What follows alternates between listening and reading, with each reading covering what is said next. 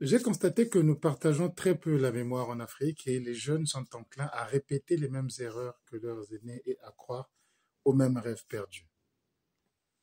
Pour y remédier, ou plutôt pour faire modestement ma part, j'ai pensé vous raconter le déroulé de certains régimes emblématiques du continent africain. Et j'ai choisi pour cela de commencer par le régime Idi Amin Dada. Le reste, vous les retrouverez dans une série consacrée. Idi Amin Dada, c'est l'ancien président de l'Ouganda. Le nom, tout le monde connaît.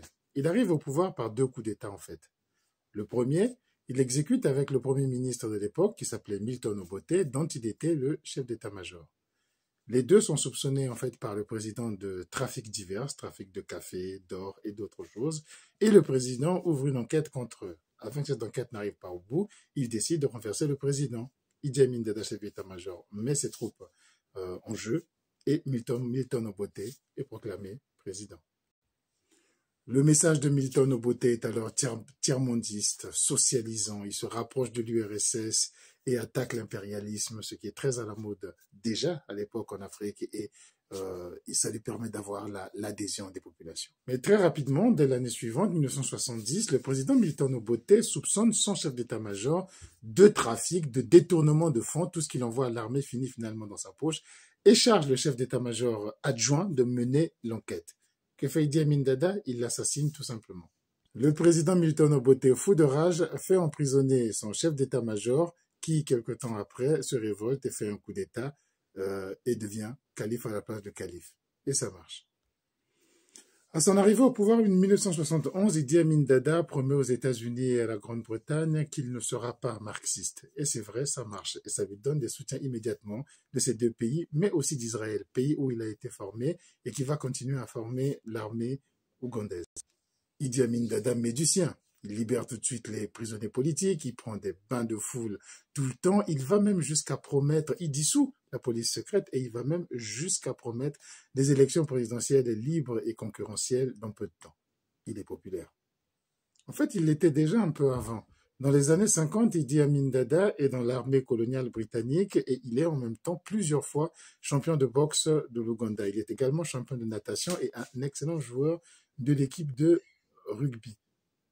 Personne ne soupçonnait, en tout cas le peuple, que ce colosse d'1,98 m pour 126 kilos, blagueur, rieur et aux joues pleines, était un être extrêmement cruel. Cela est noté dans les archives coloniales britanniques qui accusent d'atrocité les troupes qu'il conduit et de cruauté personnelle de Idi Amin Dada, ce qui ne va pas les empêcher de l'augmenter en grade régulièrement et d'en faire, à la fin de la colonisation, lui avec un autre, les deux seuls Ougandais à avoir atteint le grade d'officier dans cette armée coloniale britannique.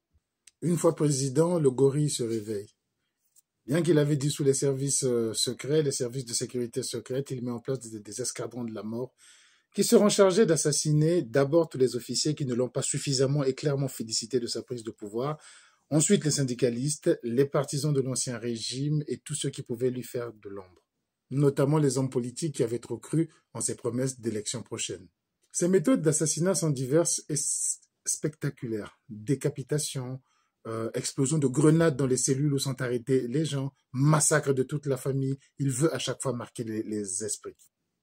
Il attaque même au char la Tanzanie, qui est son pays voisin, où se sont réfugiées certaines personnes ou parfois tout simplement tribus qui lui sont hostiles et dont l'étendue de la tribu va jusqu'au-delà de la frontière. Mégalomane, il se fait proclamer président à vie et interdit à tout Ougandais de porter le titre de président, que ce soit d'un club, d'une association sportive, d'un quartier. Il se nomme ensuite de tous les titres farfelus qui peuvent lui passer l'esprit.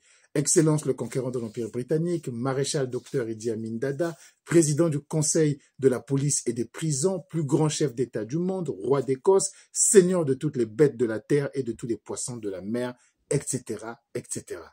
Lorsqu'il se sent impopulaire, il essaie d'épouser les rancœurs populaires. Dans son pays, vivent des dizaines de milliers d'Indo-Pakistanais depuis le début de la colonisation qui tiennent en fait toute l'économie et dont le peuple se plaint du fait qu'ils ne se mélangent pas à la population. Idi Amin Dada décide tout simplement que tout Ougandais voulant épouser une fille indienne peut la prendre et la ramener chez lui de force et personne ne doit l'en empêcher. Je vous laisse imaginer les milliers de vols et de viols et de pillages qui ont suivi cette annonce. Peu de temps avant, devant le chaos et les indignations internationales, il décide tout simplement que Dieu lui aurait dit d'expulser toute cette population. Or, elle détenait l'essentiel de l'économie du pays, ce qui va la plonger. Le reste de l'argent que pouvait avoir le pays, c'est les exportations de café, qui vont servir presque entièrement à financer une armée de plus en plus pléthorique et dont le seul rôle est la répression. Idi Amin va alors massacrer des villages entiers. Les corps roulent sur le Nil et traversent les différents pays et tout le monde s'en indigne. Il massacre toute l'intelligentsia de son pays, les ministres, les universitaires, les journalistes, les chercheurs, les prêtres, les imams. Au cours de cérémonies, il se met en scène en se faisant transporter sur une chaise à porteur par des Blancs. Ça le rend d'une popularité extraordinaire en Afrique, alors que son régime est coupable de près de 300 000 morts. Popularité à l'époque. C'est dans cette ambiance que s'ouvre le sommet de l'Organisation de l'Unité africaine, ancêtre de l'Union africaine, dans son pays et dont il prend la présidence. Pendant que se tient le sommet dans son pays, il épouse une 5e femme qui est une jeune fille dont il a fait assassiner le mari pour pouvoir la récupérer. Yasser Arafat est témoin de mariage. Les États-Unis l'ont abandonné, l'Angleterre l'a abandonné, Israël l'a abandonné, ils ont même fermé leurs frontières, leurs ambassades dans son pays. Et d'ailleurs, après la fermeture de l'ambassade britannique, il s'ajoutera un titre de plus, conquérant de l'Empire britannique. Il va se tourner dès 1973 vers la Libye de Kadhafi et l'URSS. La Libye le protège, lui fournit l'aide que les Occidentaux ne lui fournissent plus, et la Libye la Libye achète des armes pour lui en Union soviétique. Il est alors tout puissant. Mais en 1978, l'envie lui prendra de nouveau d'attaquer la Tanzanie, son pays voisin, où se trouvent de nombreux réfugiés de son pays qui de temps en temps mènent des petites guérillas jusque-là insignifiantes vers l'Ouganda. Et en attaquant directement cette fois-ci la Tanzanie, le gouvernement tanzanien va décider de riposter, de déclarer officiellement la guerre en Ouganda et va utiliser les réfugiés ougandais sur son territoire, les armer, les former, accompagnés de ses propres troupes pour aller chasser le dictateur à Kampala. Et ce qui sera fait en 1979. Un Britannique, Dennis Hill, qui l'avait fait condamner à mort en Ouganda et qui sera sauvé par une mobilisation internationale extraordinaire de Mobutu, de Saïd Barré, du ministre des Affaires étrangères britannique qui avait fait le déplacement pour venir sauver sa tête, dira, mais celle-là, il faut que je vous la lise in extenso. Ce n'est pas suffisant de limiter Idi Amin Dada à un bouffon ou à un meurtrier. Il est une réalité africaine. Il a réalisé le rêve africain, la création d'un État vraiment noir. Abonnez-vous pour les autres séries. Nous parlerons de ces présidents pays après pays et vous en saurez un peu plus de manière à entretenir notre mémoire et à faire attention à nos engagements.